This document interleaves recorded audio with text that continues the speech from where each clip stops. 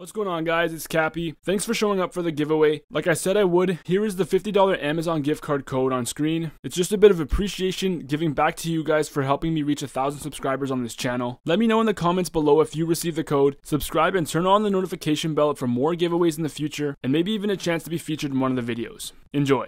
This is how you lead an NHL Stanley Cup contender. Watch Morgan Rielly set up John Tavares for a one-timer in the slot for one of 3 goals. Tavares stepped up to give the Leafs the win and tie the series up at 1. Also, this is an excellent activation of the D by Rielly, but the game itself would start off with Mitch Marner opening up the scoring, and the Leafs just went to work with an explosive game and response.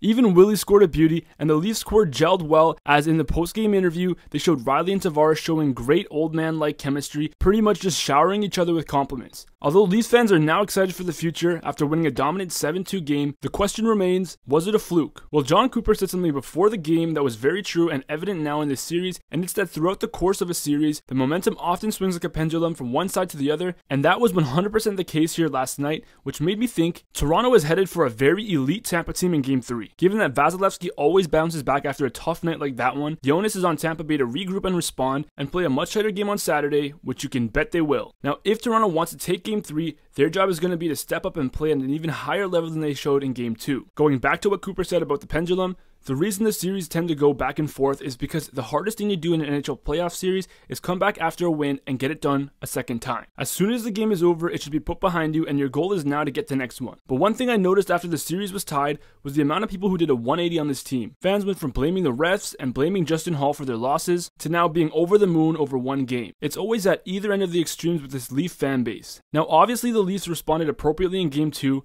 but it's important to remember that it's a 7-game series and one win isn't any reason to count any team in or out. Game 3 will be a much tighter, much lower scoring game than games 1 and 2, and a much better Lightning team will be iced. Now it's a matter of consistency and discipline for this Maple Leafs team. Given the amount of times this team has been eliminated in the first round, the amount of former captains, leaders in the locker room on this team, there is absolutely no reason why they shouldn't be mature enough to handle this series appropriately. Because there are 2 ways the series can go. 1, the Leafs split in Tampa, come back to Toronto and win Game 5, and if they're truly a new team, they close out in 6, or this goes 7 games, and if that's the case, there's no reason to believe the Leafs come out of the series on top. Not only has Game 7 been too big of a mental hurdle for this team since 2013, but they're also up against a team who's so good at closing out series, have done it many times, and on top of it all, a goaltender with a .987 save percentage in series clinching games. If I'm the Leafs, there's no way I'm letting this series go to 7 games because they have the potential and the skill to get it done in 6. Now, with that being said, Toronto has had potential to succeed for almost the last half decade.